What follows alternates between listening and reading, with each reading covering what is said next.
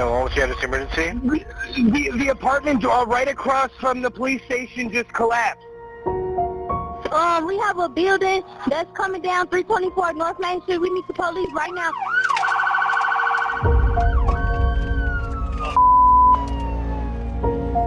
I need manpower to help me evacuate this phone. Guys, let's get back. Get back. Oh my.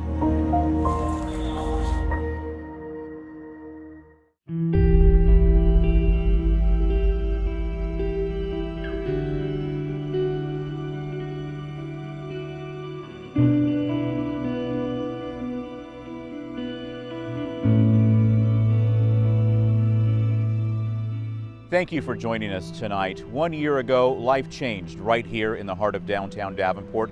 Just before 5 p.m. on May 28, 2023, 324 Main Street partially collapsed, killing 3 people, destroying apartments, and forcing businesses to evacuate. A lot has happened since then. Tonight, we'll look back at the tragedy, hear how the community is rising from it, and explore how lawmakers are working to prevent it from happening again. Let's start right here at the corner of 4th and Main and take you back to the early 1900s. In 1907, construction finished on the Davenport Hotel, which was known as one of the city's finest accommodations.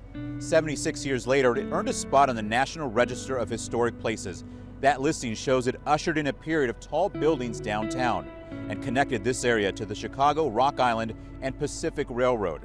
The building was bought and sold over several decades until Andrew Wold's company bought it in 2021. Fast forward to early 2023. In the months before the collapse, contractors, city employees, and residents all shared concerns about the building. Last May, an engineer who previously inspected the building issued a report 4 days before the collapse. It found part of the west wall appeared ready to fall imminently. That same day, the city issued a permit for wall repairs.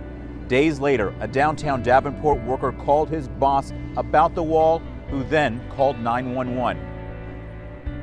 One of my guys was working. He was cleaning up in the back parking lot and said that the wall is bulging out.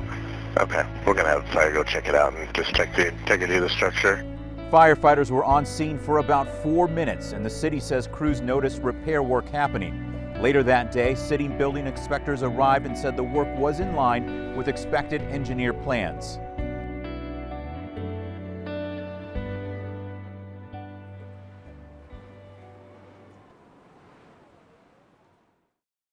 On May 29th, the city announced it ordered the building torn down. That same day, community members protested the demolition decision outside City Hall after firefighters rescued a woman from a 4th-floor window. Protests there lasted for days as the community demanded answers. Demolition eventually started on June 12th. Days later, Davenport City Council approved $600,000 in assistance for impacted residents and businesses. And fast forward to a little more than 3 months after the collapse, the city released an independent engineer report. It found contractors and building engineers underestimated the issues, delayed repairs, installed weaker replacements, and did not adequately support the wall. Davenport Engine 1. EMS accident fast track solo. The Davenport Landmark Apartments. At 324 Main Street. Immediately after that first call came in, dozens of first responders flooded the scene. Tonight, for the first time, you will see police body camera video showing what happened minutes after help arrived. Just minutes before 5 o'clock, Davenport police begin arriving on scene. What happened? That was coming out. We were trying to brace it. We had it all braced and stuff like that. But started evacuating. Yeah, let's go. Yep, get hey, guys, let's get back. Get back. Moments later, more officers arrive near the library, blocking the intersection. Let's start evacuating these this way. Meanwhile, others start evacuating buildings around the area. This whole side of the block. Including the Me and Billy restaurant just a few doors down. The whole backside is gone. Then, about 20 minutes after the collapse, It's like a bomb went. Fire Marshal Jim Morris gets officers ready to head inside. I need everybody that you have here, right here, so we can start coordinating. Evacuating the building. As residents come out the front door, officers point them to the church across the street. Go to St. Anthony's. Then, 8 first responders walk in at about 5:20, looking around before making a plan to evacuate anyone still inside. We're going to go to 4 via the stairs, and then we're going to work our way down, banging on doors. And in just a matter of seconds, officers reach the top of that staircase. No, they said it's completely collapsed. Oh, this is a dead end? Okay. Does it go through? Hold on. Hey, Chief. Check right here. There's a doorway over here on the other side of the gym. They check those doors. Nope, it's secure. Yeah, it's secure. Before heading back down the stairs. They check the hallway at the bottom of the staircase before another officer checks a different area closer to the front door. Nope. Then, about 90 seconds after first walking in, Let's step out. There's too much gas in that. officers leave after smelling natural gas. Back outside, And he lived in apartment 509. family and friends worry their loved ones are still inside. Did he leave by himself? Yes, he did. Okay. And this is just the beginning. Hours after that initial response, dozens more first responders arrived on scene, and that includes a group called Task Force 1. Jenna Webster shows us their carefully calculated steps inside and their mission in what they call a sacred place. So this is one of the sketchier points of the building. In the hours after the building collapsed, Iowa's Task Force 1 arrived on scene. There was no power to the building. They're a specialized group from Cedar Rapids and Sioux City. So it just was kind of dark, cold. Designed to be deployed in emergencies. Just wasn't a great feeling. When local departments need support. Down in the hole, on the rubble with buckets, shovels. Colton Dahl is part of that team.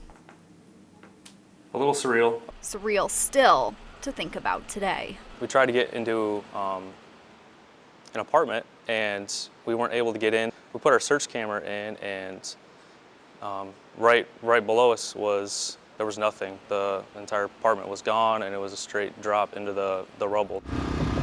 The team was immediately tasked with shoring the building, always working with structural engineers to find the safest spots to enter. If we start to move, is this going to be a giant game of Jenga, right? We all know how those games end. Corey Archer is the task force leader. Search and rescue crews began going in with dogs. They're mapping exactly where that dog's going, what it's seeing.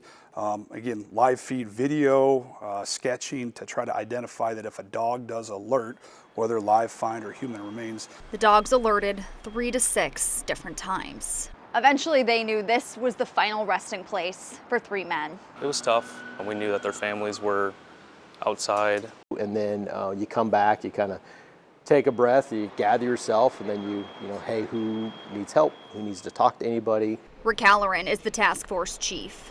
As the dogs alerted, his crews began looking through those voids with cameras, trying to find answers. If we can find something very particular to the person that's missing, that's fantastic. But it might just be intel that says the carpet in that apartment's green. So if we find a void and we put the camera in there and we find green carpet, we know we're in the right apartment. Fitting together pieces of the puzzle. We were able to start to kind of piece together, one apartment here, next apartment slid here, third apartment slid down.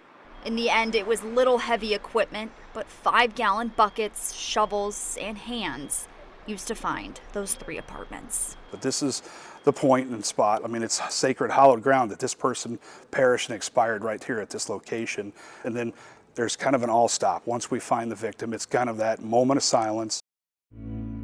Former residents were never let back in to gather their belongings, and now they are faced with the challenge of rebuilding life. Coming up, how one resident leaned on an important part of life for support and why Vincent McLean is still filled with hope. But first. So it was a lot of mentally telling myself and preparing myself to live. Dying wasn't an option that day. A couple separated by the collapse, the fight for survival, and their journey for emotional and physical healing.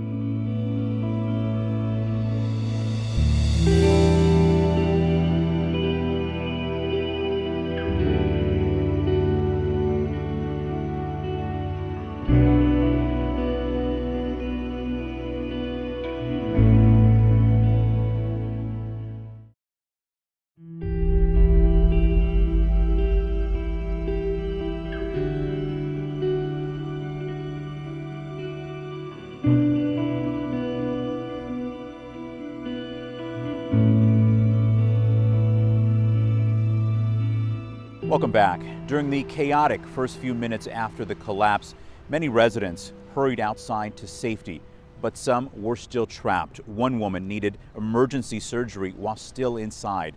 Joe McCoy introduces us to Peach and Lexusberry and shows us the impact the collapse still has, physically and emotionally.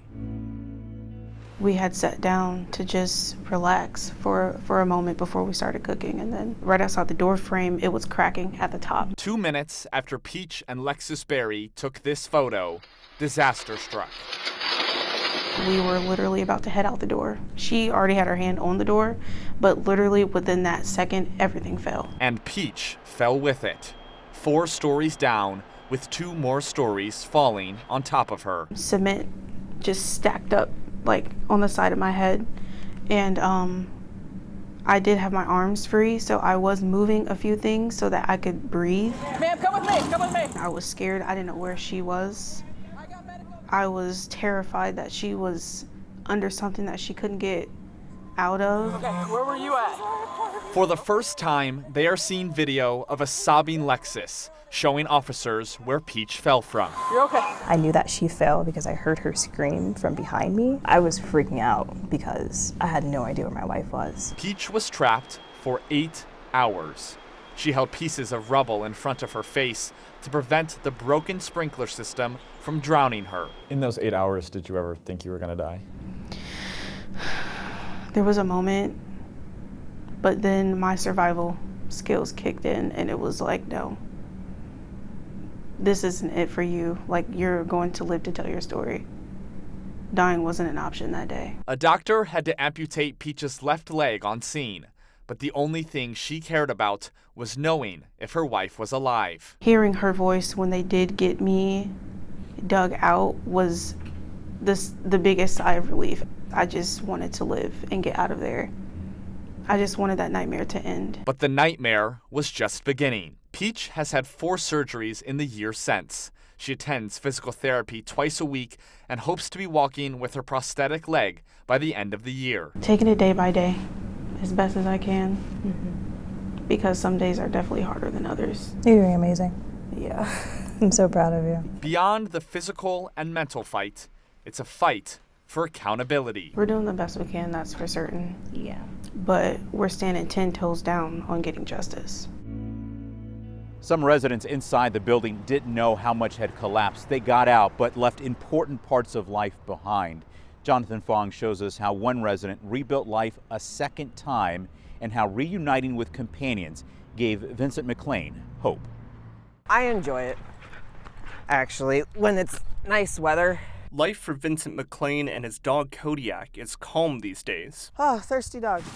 But rebuilding his life has been a long journey. She was with me through my addiction. She was with me after my addiction and getting sober and everything. Let's go get the stick. Let's go get the stick. Vincent and Kodiak together 7 years ago when moving to the Quad Cities, and she was there when Vincent could finally afford his own place at 324 Main Street. Where you think everything is going to be okay, where your life is going to get better, and you're finally on the right track. Alongside his ragtag family of pets. What's up, bud? They all called Davenport home. Those alarms were going off bad. They're really loud. But just 3 weeks after building up Vincent's hope, his life's journey pulled him down. 911, what's the address of emergency?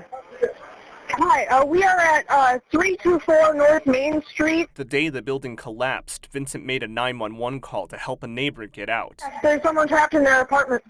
The whole building shook. Give me the apartment number. Can't believe that was a year ago. As the building lay in ruins, so did Vincent. In that moment, separated from Kodiak. So to have her there and to be having to beg people to bring her out of the building, it was heartbreaking knowing that they might not. What's up, baby doll?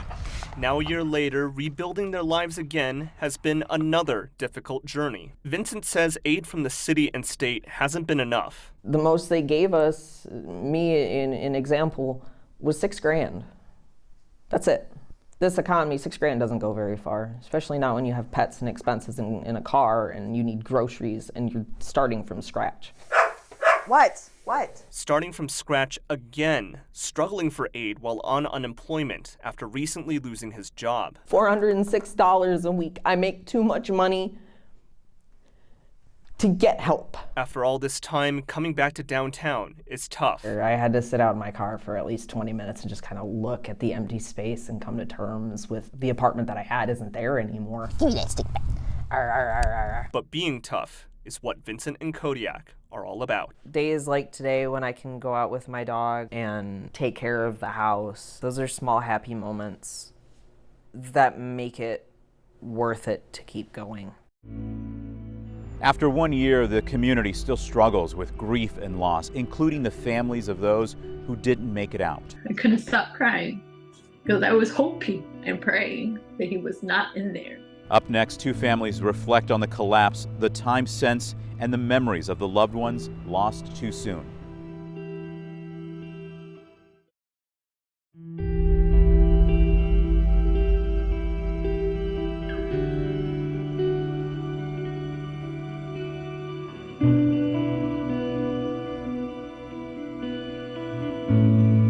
We're taking a call from family members looking for a resident who lives on the second floor. They've been unable to make contact with him. Calls like this came in just moments after the building came down. Ryan Hitchcock, Daniel Prian, and Brandon Colvin died in the collapse. The Colvin family didn't wish to speak to us, but as Jenna Webster shows us, the Hitchcock and Prian families each want you to know about the lives that Ryan and Daniel lived. There's days when May 28th, 2023 doesn't feel very far away at all. Yep. And others where the passage of time has brought so much change, as spring grass grows tall where the building once stood. This is really the first time I've seen it completely gone with grass here. I do try to avoid the area. Scott Morehart thinks of other times instead. And his little chubby body going back and forth. He was a quick swimmer. Everything he did, he picked up quickly. His nephew Ryan Hitchcock lived on the second floor of the building. Scott believes he was taking a nap when it collapsed. Ryan was instantly gone.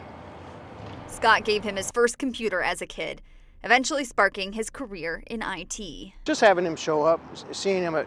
My son had a crawfish boil every year. Seeing him there, he'd show up in his kilt and tell stupid stories.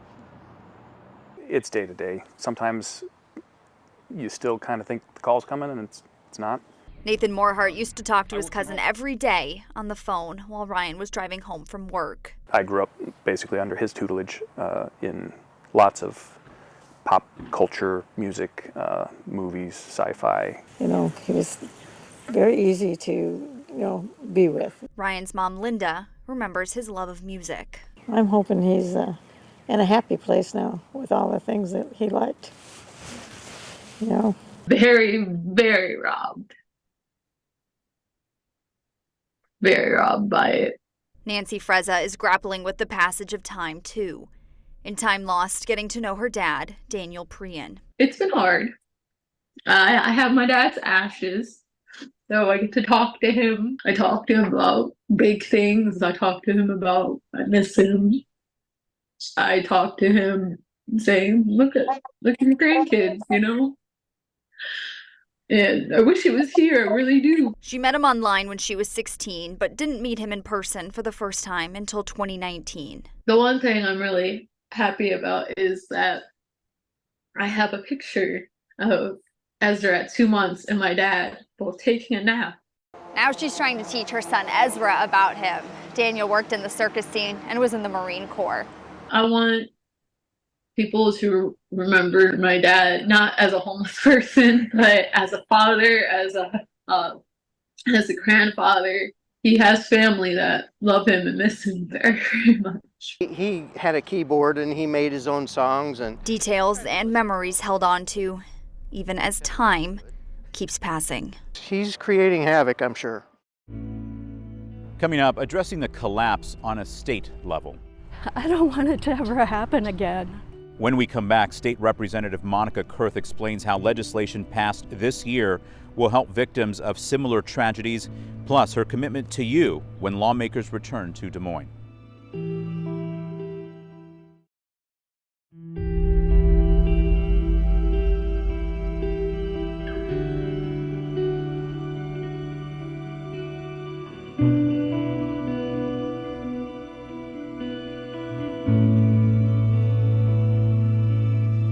As we look back at what happened here a year ago, we also want to look forward, specifically at legislation that could help prevent something like this from happening in the future.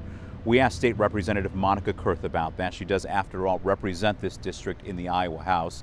She talked about 2 bills passed this last legislative session to help victims and what she will do when she heads to Des Moines during the next session. Are you going to walk into the next session and say, okay, that needs to be a priority for you? Yes. Yes, I am. In fact, I had a meeting that related to land banks, and that has to do with possibly cleaning up, fixing up some of the infrastructure that I've been talking about. And I'm really optimistic. I will be definitely advocating for that one to be brought in and worked on early next year. And it allows rehabilitation on some dilapidated and unfit to live in structures. So certainly some of our buildings here would relate to that also. I was on subcommittees for 2 bills that I thought would be really helpful. The first one raised the amount of individual disaster help from $5,000 to $7,000 for people who made less than 200% of poverty.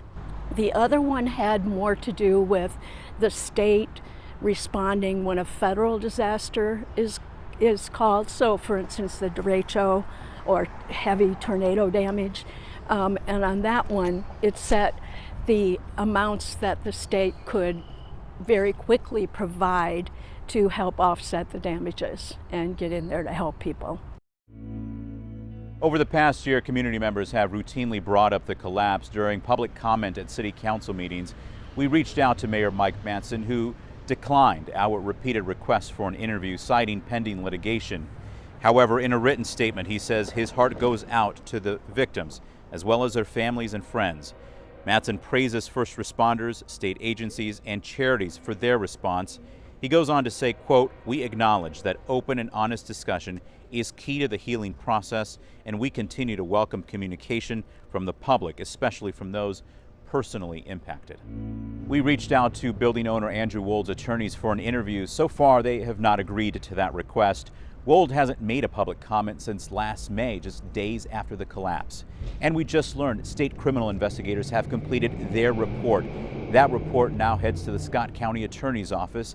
That office just down the street from us will decide whether criminal charges are filed. However, we are still waiting on that decision.